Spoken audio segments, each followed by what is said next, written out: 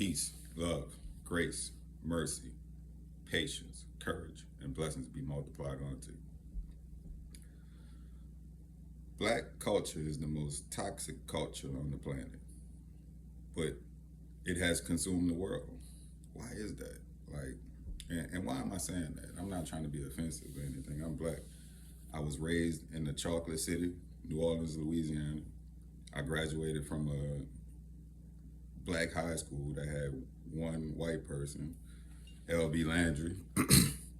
It was in Algiers for the like Fisher Project kids and like the I don't know kids in Algiers.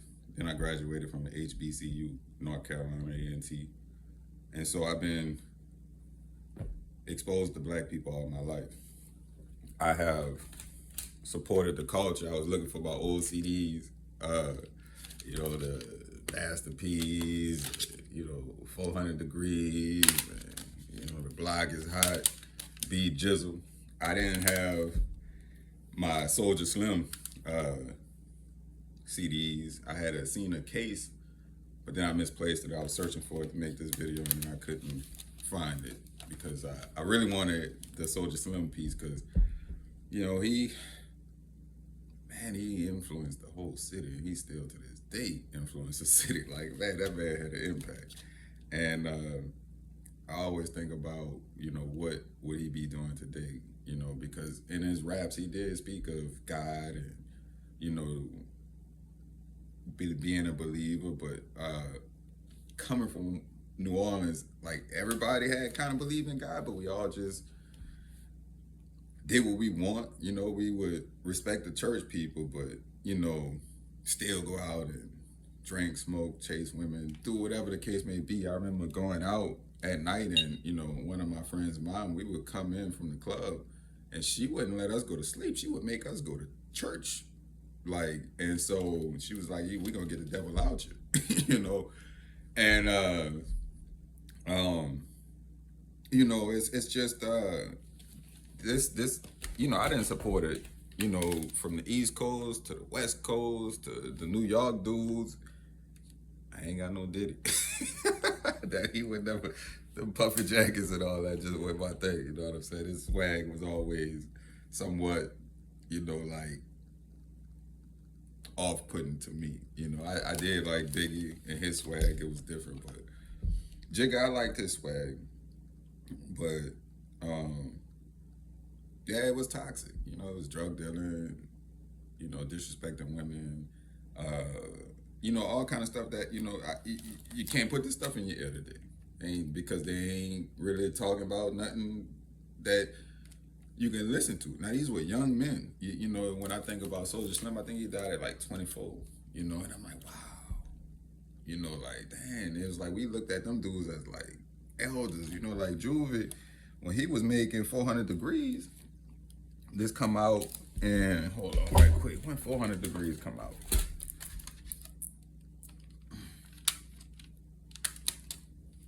Gotta be like 2003 or 4 or something like that. No, I was like 11 because I got that on tape. So 98. So I was 13. And man, that really changed my life.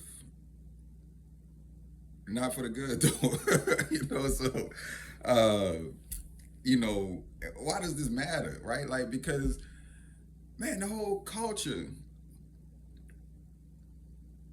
directs the world, right? You see people in high places like talking Ebonics, you know what I'm saying? Saying like street stuff. And I'm like, what is going on? If you think about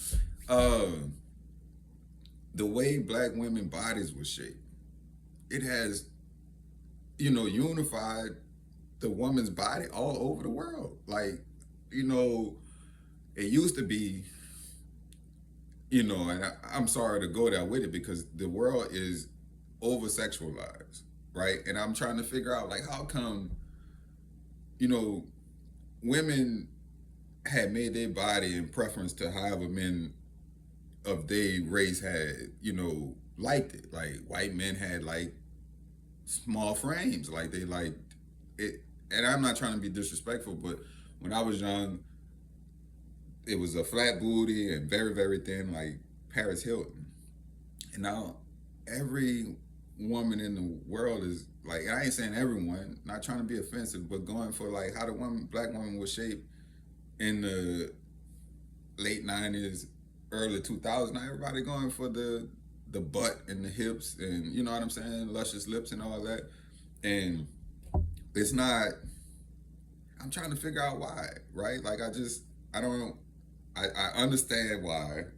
You know, it's a biblical reason why all this happening. It got something to do with Judah and uh, Judah lead the nation, right? And so if Judah wicked, everybody gonna be wicked, right? Because you know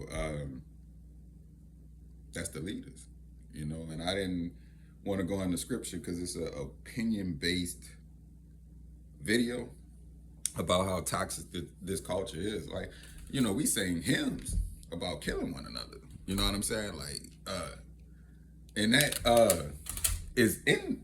I ain't gonna say it's in the scripture, but it just talks about how the weak among us are gonna be very hateful toward our brother. You know what I'm saying? And our heart is just gonna always be ill toward him. And you know, growing up, I used to wonder why. Well, damn, these dudes got so much courage, man. They just willing to shoot one another and rob one another and kill one another. But there was never no courage to go outside the community and do those type of things, right? The courage was just killing one another, you know. But when somebody else came and you know started robbing the community and draining all the resources, ain't no courage to do nothing like that. You know what I'm saying? Like there ain't no poppy fields, or cocaine fields, or marijuana fields in the hood. Like ain't none of that. It's all being shipped in. Ain't no gun manufacturers. Nobody making knives. Ain't no blacksmiths. All weapons, drugs, alcohol getting shipped in to keep you confused and confounded. But you know, it's it's just a toxic culture, and it has gripped the whole world. Like when I look on TV and I see like big powerful people trying to speak ebonics and all that, I'm like, wait, hold on now, we moving forward. You know, there used to be like, uh, uh, you sounding white and this, that, and the other. It's like, no, I sound like I got a mind. You know what I'm saying? Like I'm intelligent. I watched this show. It was called Spartacus, and the slaves used to. I mean, it sounded like they were speaking poetry. They would use such eloquent words, and I'm like, oh, I need me a vocabulary. It was the up north dudes who really got me started. I can't remember the first word some dude said, and I was in the service, and I'm like, man, what you using that big word for? He was like, that's just a normal word. What is you talking about? This, we used to, they taught us this is cool. And I'm like, man, they didn't teach us that. Well, I had no offense. You know what I'm saying? But we just didn't learn all them big words down south. You know, and it was a big difference, you know, during the early 2000s of that north-south uh, beef. Yeah, I guess because first it was the east and the west. You know, we'd be saying third coast, and you know, it's just that toxic culture where we was always battling with one another for one thing or another. But it's changing, I believe. I hope it is, and I think you know, you see some of these dudes that I had showed you. Now some of them ain't hit no more. You think about like Pop and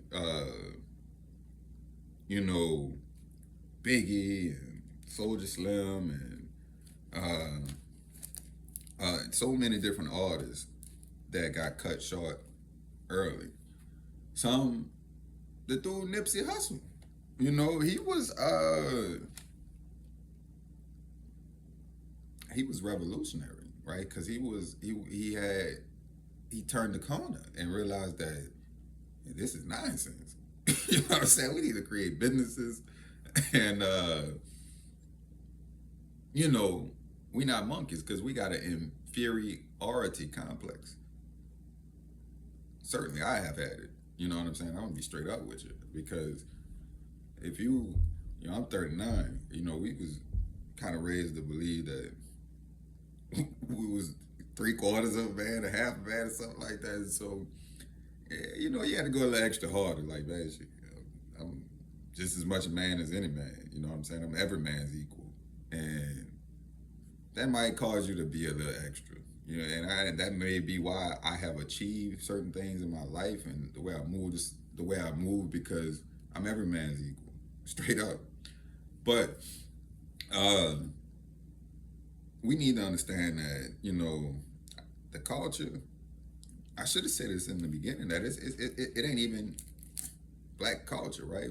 BET was bought out in the 90s, right? The early 2000s by Viacom. So the whole time, people thinking they watching something created by black people for black people. That's not the case. You know what I'm saying? Because you think about like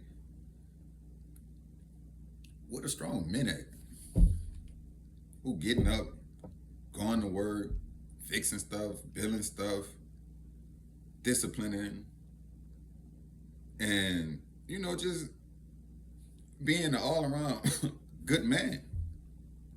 Usually they show some dude running the streets, have a couple different women, kids everywhere. He not he paying somebody to do everything. He don't go out and work with his hands. He delicate, he tender. He don't want to get no dirt under his fingernails type stuff. You know what I'm saying? It's like, well, that's not a man. You know what I'm saying? Like, you gotta. They had something on TV the other day where the dude couldn't even change a tire. Like, what is going on? How you can't change your own car tire? And you gotta call another man to jack the car up to. You know what I'm saying? Like, what is going on? How does that look if you in front of your female and you can't even fix a flat? That's like I don't know. That's out. You don't even need to be driving if you can't fix a flat. You know what I'm saying? Especially a man, because it's something a woman can possibly do. Not an older woman, because some of them nuts would be hard to break. But I don't know. Yeah, men these days have lost it. It's because it's a toxic culture. When I was coming up, them dudes, they'll be like listening to the bounce music, shaking their booty like girls, and getting girls. Like, it was crazy. And I'm like, I'm not doing that. I remember it's like going into high school. It's really start taking off. Dudes would be dancing and stuff. And now that stuff then exploded. I mean, it's all over the country now. You know what I'm saying? That bounce music. And I ain't about to say no names or nothing like that, but that's wild. You know what I'm saying? I was like, man, look, I wonder. I can't. Yeah, I've been gone almost 20 years. I left New Orleans in 2011. Right, I left for the first time in '04, and then I came back, and then I went back in 2011. I stayed for a couple years, and then I've been up here in North Carolina for a few years. Kind of detached from all things. I was at school, a little bit in the culture, but I was old with children, not really going out to, they call it G-Ho. And I wasn't clubbing or doing anything like that, just really focused on the word, trying to get my degree. So I'm removed many years, but I'm just going back to, that's why you see all these old CDs.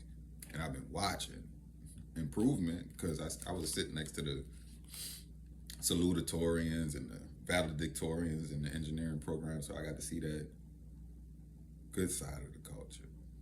It's just that I grew up in the ugly side of the culture. And the culture still being manipulated and controlled, right? And until it get woke up to say, oh, which is being done by exposing all the wickedness, right? Because these dudes getting exposed. But you got to know that everybody that was rolling with them either was with it or turning a blind eye. So they complicit. And the Most High is separating the goats from the sheep. And now they got everybody talking about they want to be a goat. I'm the goat. Okay, I'm a sheep. You know what I'm saying? A sheep in wolf's clothing. Not a wolf in sheep's clothing. I'm a sheep in wolf's clothing. But the culture is very, very toxic. And why is it consuming the world? The dress, the language. Excuse me. The language. I mean, the music. I mean, remember country music used to just be country, and then they started rapping in it. And do they still got country music? Do they still? I mean, everything is mixing and blending into one genre or whatever. Like, you don't really got no separation between any of it because it all come together. And that's the goal for everybody to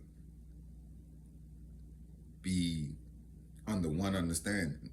But what is going to be that understanding? Is it good? Is it bad? You see, because all the world is going to be serving the enemy. And you got to make sure you watchful because all the evil is being exposed. But if you got your blinders on and you don't want to see, you're going to miss it. Because most of the stuff you see is an illusion. Peace, love, grace, mercy, patience, courage, and blessings be multiplied onto you.